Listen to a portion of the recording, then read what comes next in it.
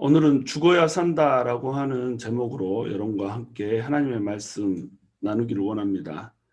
우리가 신앙생활을 할 때에 우리 자아로 살아가면 결코 영적인 사람이 될 수가 없어요. 우리 속에 예수 그리스도가 살고 우리가 드러나지 않고 우리 안에 계시는 예수님이 드러나야 결국 우리가 크리스찬으로서 살아낼 수가 있는 겁니다. 나는 죽고 예수님께서 살아나셔야 되는 거죠. 예수를 믿는다고 하면서도 우리가 자기 자아가 살아서 또 자기 의가 살아서 살아가기 때문에 신앙생활에 윤기가 없고 예수 그리스도의 향기가 드러나지 않게 되는 이런 결과를 초래하게 되는 것입니다. 5절에 보시면 대답하되 주여 누구시니까 이르시되 나는 내가 박해하는 예수라. 너는 일어나 시내로 들어가 내가 행할 것을 내게 이를 자가 있느니라 하시니, 이렇게 기록되어 있습니다. 9장은 사실 굉장히 좀 간단하게 기록되어 있어요. 나중에 사도 바울이 자기가 예수님을 만난 과정을 간증하는 모습을 보면 우리가 좀 더 구체적으로 알 수 있는 내용들이 있죠. 그래서 사도행전 22장 10절에 보시면 사도 바울이 자기가 예수님을 만난 그 경험을 얘기하면서 이렇게 얘기합니다. 내가 이르되 주님 무엇을 하리이까? 주께서 이르시되 일어나 다메섹으로 들어가라. 내가 할 모든 것을 거기서 누가 이르리라. 이렇게 말씀을 하고 있잖아요. 사도행전 9장에서는 내가 이르되 주님 무엇을 하리이까? 라고 하는 이 말씀이 빠져 있는 거예요. 그러니까 지금 사도 바울은 두 가지의 질문을 예수님께 한 겁니다. 주여 누구시니까? 라고 하는 질문, 그리고 주님 무엇을 하리이까? 라고 하는 질문, 이 두 가지 질문을 하고 있는 것이죠. 예수님께 물어봐야 되는 두 가지 질문이 있어요. 반드시 예수님께 모든 인생이 물어야 하는 질문, 이 질문이 두 가지가 있다는 겁니다. 그 첫 번째 질문이 바로 주여 누구시니까? 라고 하는 질문이에요. 예수님 누구십니까? 예수님을 알아야 된다는 거죠. 예수님을 알지 못하면 구원이 있을 수가 없죠. 예수님을 알지 못하면 결코 자기의 삶을 인간답게 영위할 수가 없죠. 왜냐하면 하나님을 알지 못하는 사람은 그 인생이 멸망하는 짐승과 같기 때문에 하늘의 것을 바라보지 못하고 이 땅의 것을 바라보면서 살 수밖에 없게 이렇게 돼 있는 겁니다. 그러니까 우리가 예수님을 알아야 되죠. 다메섹 도상에서 사도 바울이 예수님의 빛을 보고 또 예수님의 그 음성을 들었을 때 그는 주여 누구시니까? 라고 하는 질문을 먼저 하고 있어요. 예수님을 만나게 되는 과정을 겪고 있는 거죠. 그리고 나서 나는 내가 박해하는 예수라 라고 하는 대답을 해주니까 이제서야 이 사도 바울은 이 예수님이 이단이 아니고 이단 종교의 괴수가 아니고 주님으로 모셔야 되는 분이구나 라고 하는 것을 마음속으로 깨닫게 돼버린 거예요. 체험이 너무 강력했기 때문에. 그래서 이제 체험이라고 하는 것이 필요한 건데, 이 체험이 없을 때는 예수님을 핍박하는 자요, 예수님을 믿는 사람들을 모두 죽이려고 하는 자였지만, 그래서 위협과 살기가 등등하여서 그들을 잡으려고 지금 210km나 떨어져 있는 다메섹까지 달려오고 있는 길이지만, 주님을 인격적으로 인카운트하는 순간에, 만나고 있는 순간에 결국 예수님을 주님이라고 부르고 있단 말이죠. 주님 무엇을 하리이까? 사도 바울은 너무나도 자연스럽게 무엇을 하리이까로 넘어가고 있어요. 우리도 예수님 앞에 서면 두 가지 질문을 받게 될 거예요. 네가 예수님을 알았냐? 예수님을 인격적으로 만났냐? 라고 하는 것을 먼저 질문을 받을 것이고, 두 번째 질문은 네가 예수를 믿고 무엇을 했느냐? 라고 하는 질문을 받게 될 거란 말이죠. 그렇기 때문에 인생이 예수님께 반드시 물어야 되는 두 가지 질문 역시 주여 누구시니까? 라고 하는 질문, 첫 번째 질문, 두 번째 질문은 주님 내가 무엇을 하리까? 라고 하는 질문이 따라야 된다는 거죠. 우리가 무엇을 하면서 이 땅을 살아갈지에 대한 그 질문이 예수님께 끊임없이 있어야 돼요. 매일의 삶에서 예수님 무엇을 하리까? 예수님의 뜻대로 행하게 하십시오. 예수님의 뜻이 나를 통해서 이루어지게 하여 주십시오. 이 기도를 늘상 드리면서 살아야 된다는 거죠. 그래야 우리가 예수님의 뜻에 맞는 삶, 그리고 예수님 안에서 하나님께 영광이 되는 삶을 영위할 수가 있다는 겁니다. 그런데 6절에 보시면 내가 행할 것을 이룰 자가 있을 것이다 라고 얘기를 하세요. 너는 일어나 시내로 들어가라. 내가 행할 것을 내게 이룰 자가 있느니라. 지금 예수님께서 직접 사도 바울에게 음성을 들려주고 말씀을 하고 계시잖아요. 그러면 음성을 들려주신 김에 너 어떻게 해라 라고 그냥 계속 음성 들려주면 되잖아요. 그런데 계속 하나님의 음성을 쫙 직접 들려주시는 것이 아니라 네가 행할 것을 네게 이를 자가 있느니라 다른 사람을 통해서 말씀을 해주고자 하신다는 거죠. 왜 하나님께서는 이렇게 일하실까요? 네게 이를 자가 왜 필요할까요? 직접 말씀하셨으니까 끝까지 직접 말씀하시면 되잖아요. 왜냐하면 하나님의 방법이 사람이기 때문에 그렇다는 겁니다. 사도 바울에게 직접 나타나셔서 말씀하시지만 이 순간을 제외한 대부분의 순간은 사람을 통해서 상황을 통해서 이렇게 말씀을 하신다는 거죠. 항상 신비롭게만 말씀을 하시지 않는다는 겁니다. 왜냐하면 하나님께서는 사람을 통해서 일하기 원하시고 또 사람들이 서로 의지하고 도울 수 있게 이렇게 만들어 놨다는 거죠. 너만 듣는 것이 아니라는 거예요. 네가 예수님을 믿기 전에 이미 너 이전에 예수님을 믿는 사람들이 있었고 네가 예수님의 음성을 듣기 전에 이미 예수님의 음성을 듣는 자들이 있었다는 거죠. 그러니까 자고하지 말라는 거죠. 교만하지 말라는 거죠. 예수님의 음성을 들었다는 이유로 높아지지 말라는 거죠. 그리고 너는 도움이 필요한 자라는 거예요. 지금 혈기 등등하여서 네가 사람들을 죽이러 다니고 자기 의와 자기 높아짐으로 인해서 네가 마치 하나님인 양 심판을 내리고 뭐 이렇게 했지만 너는 아무것도 아니라는 거죠.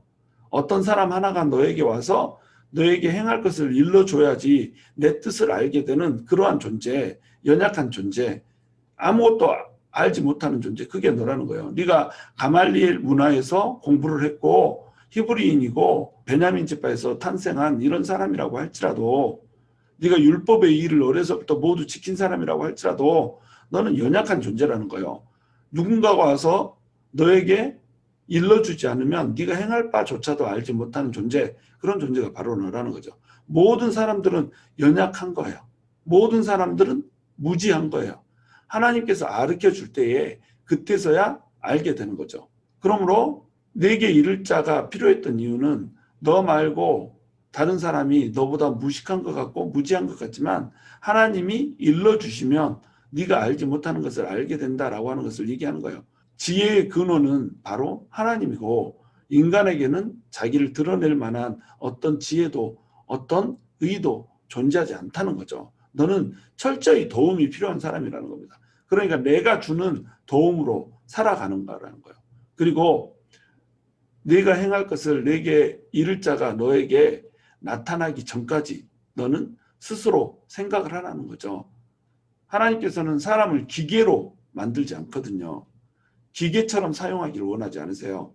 사람이 스스로 생각하고 스스로 돌이키면서 스스로 자기 자신이 어떤 사람인지 어떤 존재인지 그리고 하나님은 어떤 존재인지 이런 것들을 묵상하고 생각할 수 있게 이렇게 해주신 다음에 일을 하게 하신단 말이죠. 그래서 스스로 생각하게 만드신다는 겁니다.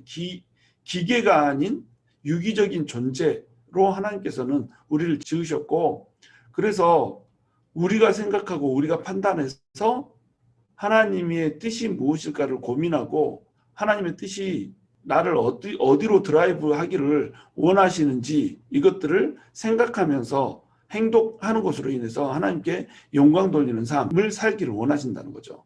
그래야지 하나님과 우리가 사랑하는 사이가 될 수가 있기 때문에 그렇습니다. 자유의지라는 것을 주셨고 마음이라고 하는 것을 주셨기 때문에 우리 생각으로 스스로 생각하고 판단하고 스스로 우리의 감정을 드러내서 하나님께 사랑을 고백하며 스스로 우리의 의지로 결단하여서 하나님의 길을 가고 하나님을 의지하게 되고 또 하나님의 뜻에 맞게 행하게 되는 이러한 길을 우리가 가기를 원하신다는 겁니다.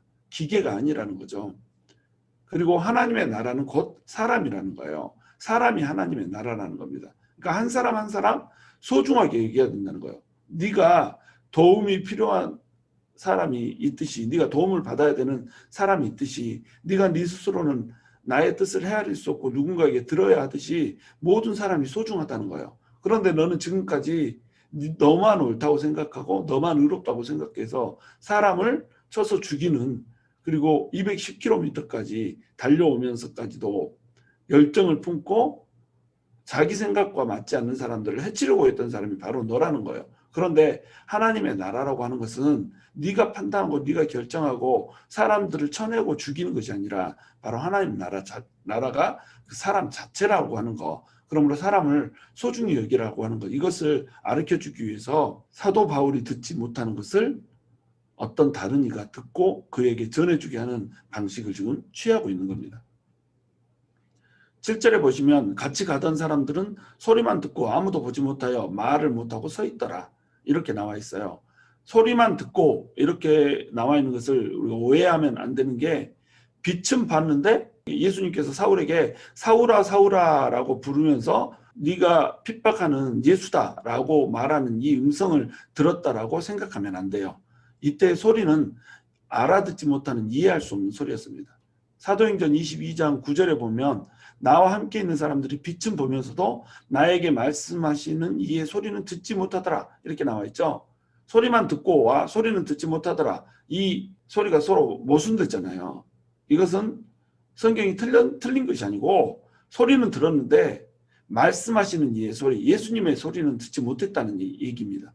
그래서 뭔가 소리가 들려요. 뭐 이 우레와 같은 소리가 들렸든지 하여튼 뭐 천둥 번개 소리가 들렸든지 이런 소리가 들렸죠. 밝은 빛이 나고 알 수 없는 소리가 우르렁 쾅쾅 이런 식으로 나는 이런 상황, 이 신비로운 상황 가운데 그들은 말을 못하고 서 있었던 겁니다. 같이 가던 사람들은 멍하니 서 있고 사도 바울은 쓰러져 있는 거예요. 그런데 일어나서 시내로 들어가라 라고 예수님께서 말씀을 해주고 계시는 겁니다.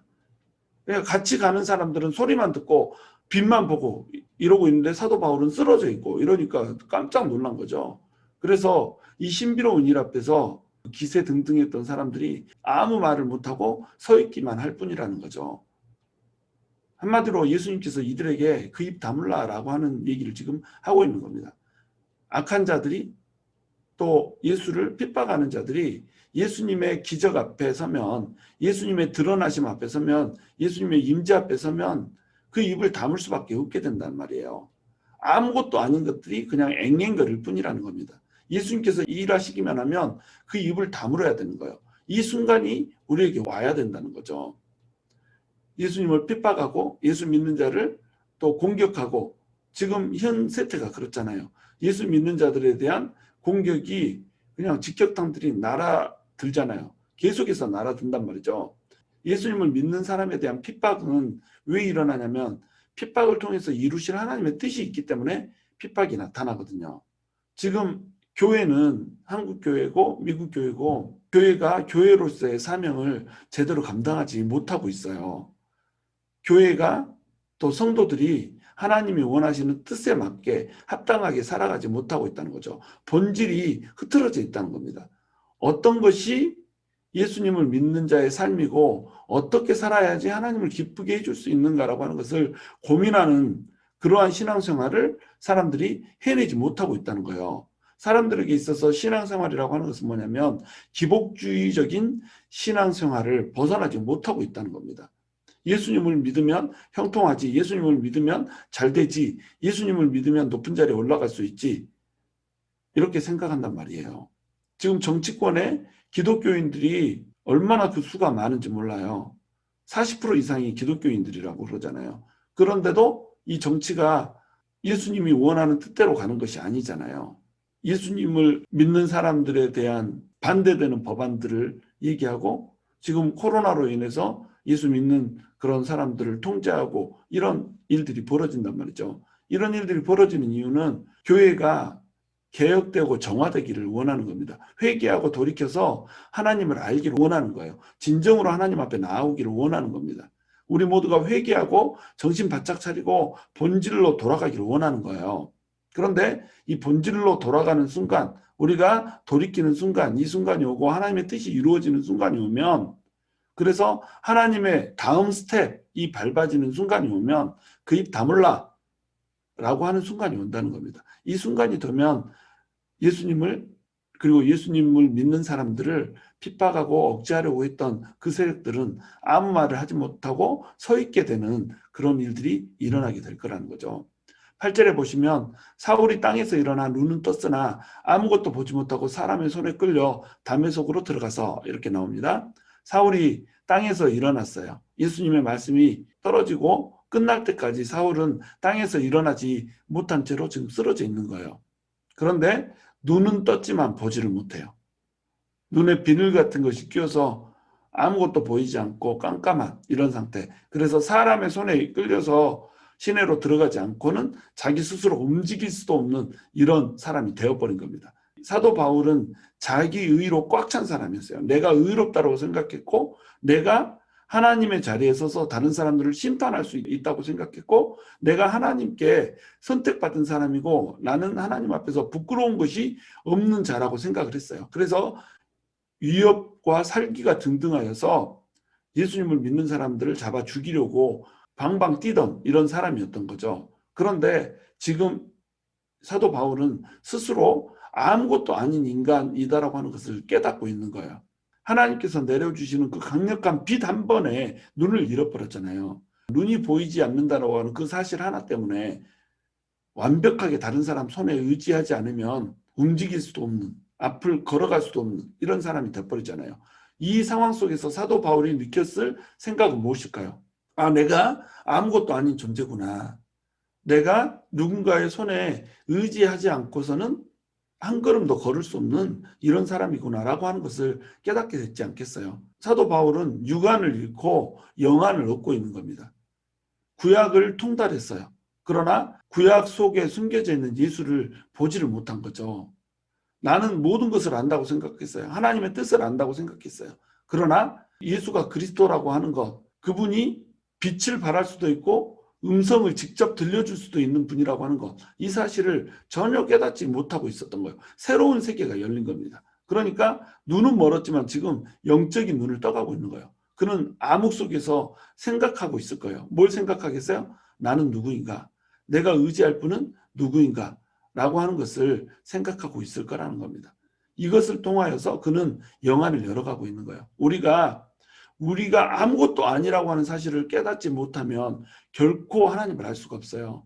우리가 우리 스스로 무엇인가를 할 수 있는 능력이 있고 우리 스스로 우리를 구원할 수 있는 어떤 능력이 있다라고 생각하는 순간에 우리는 예수님을 볼 수가 없는 겁니다. 사도 바울은 지금 나는 누구인가 그리고 내가 진정으로 의지해야 될 분이 누구인가 라고 하는 고민 속에 빠져들고 있는 거예요. 암흑 속에서 마땅히 생각할 바를 지금 생각하고 있다는 겁니다. 우리에게 칠흑 같은 암흑이 오고 앞을 분간할 수 없는 상황이 오는 것, 이 상황이 오는 것은 우리가 생각할 바를 생각하게 만들어줘요. 지금 우리의 인생이 어둠 가운데 있고 인생이 한치 앞을 알지 못하는 이런 상황 가운데 있다면 지금 이 시간은 우리가 우리 실존에 대해서 생각하는 시간이라는 겁니다. 내가 누군가, 내가 얼마나 연약한 존재이고 내가 얼마나 아무것도 아닌 존재인가라고 하는 것을 깨닫고 알아야 되는 시점이라는 거죠. 이것을 알아야 비로소 우리가 의지해야 될 분, 이분이 발견이 되는 겁니다. 그러니까 눈을 하나님께서 멀게 해버리신 거죠. 9절에 보시면 사흘 동안 보지 못하고 먹지도 마시지도 아니하니라 이렇게 나와 있습니다. 사흘 동안 보지 못하는 이 상황 가운데서 사도 바울은 지금 하나님께 기도를 하고 있어요. 깊이 하나님과의 대면하는 그 시간을 가지고 있습니다. 사흘은 자기를 죽이고 새로운 존재로 태어나게 되는 바로 그 3일이라는 겁니다. 이 3일은 예수님께서 십자가에서 죽으시고 부활하신 것이 3일이듯이 3일 완벽한 완전수의 날 동안 완전히 자아를 죽이는 이런 시간인 거예요. 자신을 다시 돌아보면서 내 자아가 아니라 성령님으로 거듭나게 되는, 다시 태어나게 되는 이 시간인 거예요. 이 시간을 한번 생각해 보세요. 아픔 보이지 않아요? 혼자 자기 스스로 밥을 찾아 먹을 수도 없어요. 물론 금식하면서 먹지도 마시지도 않고 지금 기도하는 그 자리에 이 사람은 서 있지만 먹고자 해도 누군가가 돕지 않으면 지금 먹을 수도 마실 수도 없는 이런 상황인 거예요. 보이지 않으니까. 얼마나 놀랐겠어요.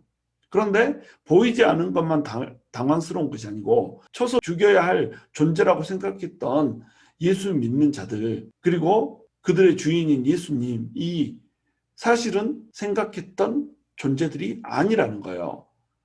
그것이 그를 너무나도 당혹스럽게 했지 않았겠어요? 지금까지 내가 믿어왔던 신념이 전부 다 무너지는 순간인 겁니다. 지금까지 내가 가져왔던 가치관과 생각과 전통과 지켜왔던 모든 것들이 전부 가짜라는 거예요. 그런데 진짜를 지켰던 사람들을 죽였다라고 생각을 해보세요. 예루살렘에서도 집집마다 가가호 방문하면서 예수 믿는 사람들을 끌어내다가 옥에다 가뒀거든요. 옥에다 가둬놓고 한 짓이 뭐예요? 예수를 부인해라. 예수 부인하지 않으면 죽인다.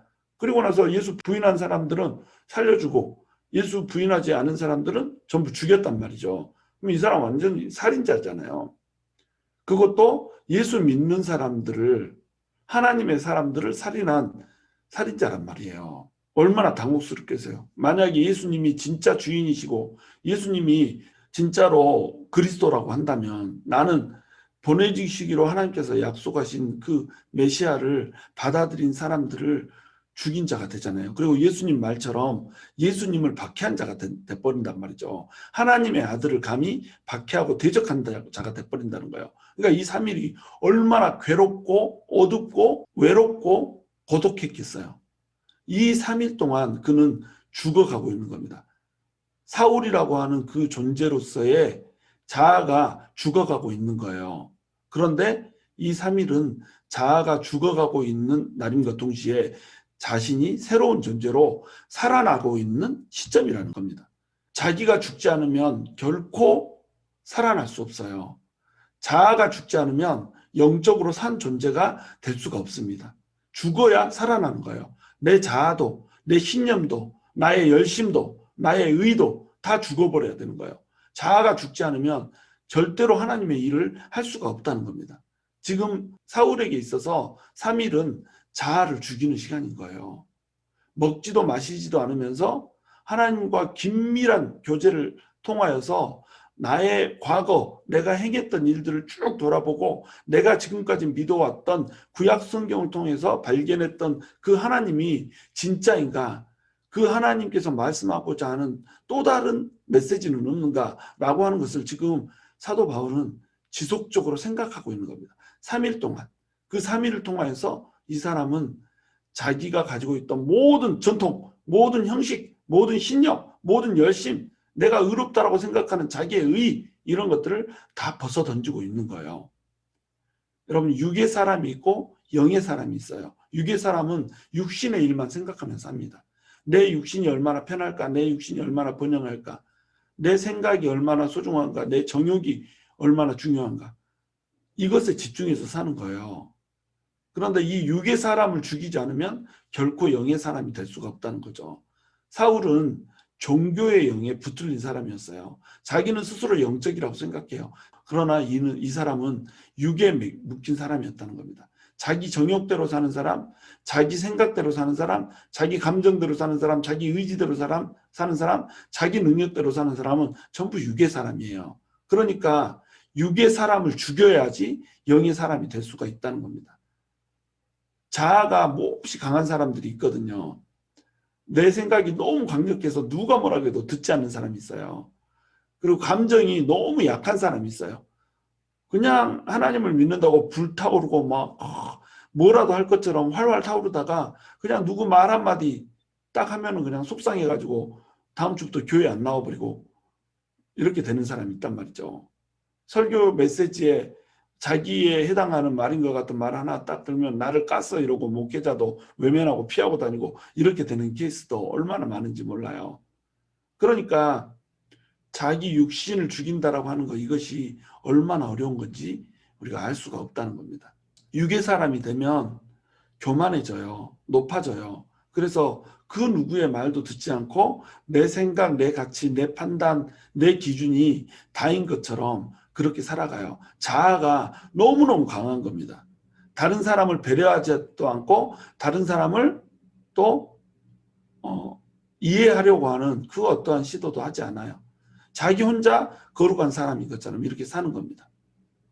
실상은 거룩하지도 않으면서 자기 혼자 거룩한 사람인 것처럼 자기도 속고 다른 사람도 자기에 대해서 그렇게 봐주기를 바라면서 자기를 포장하고 이렇게 사는 거예요. 그래서 기준이 항상 달라집니다. 이때는 이 기준 됐다가 저 때는 저 기준 됐다가 왔다 갔다 정함이 없이 이렇게 사는 거예요. 왜 그러냐면 자기가 펄펄 살아있기 때문에. 자아가 살아있어서 다른 사람에게 인정을 받아야 되겠고, 그러면서도 자기 뜻대로 자기 마음대로 다른 사람들을 또 컨트롤 해야 되겠고, 이러니까 이런 식으로 살아간다는 거예요. 이런 것이 다 육의 사람이라는 거예요. 우리는 우리 육신의 일을 벗을 수 있어야 돼요. 그래야 비로소 영의 사람이 될 수가 있다는 거예요. 영으로 살려면 우리가 육을 버려야 된다는 겁니다. 육에는 뭐가 포함되어 있다고요?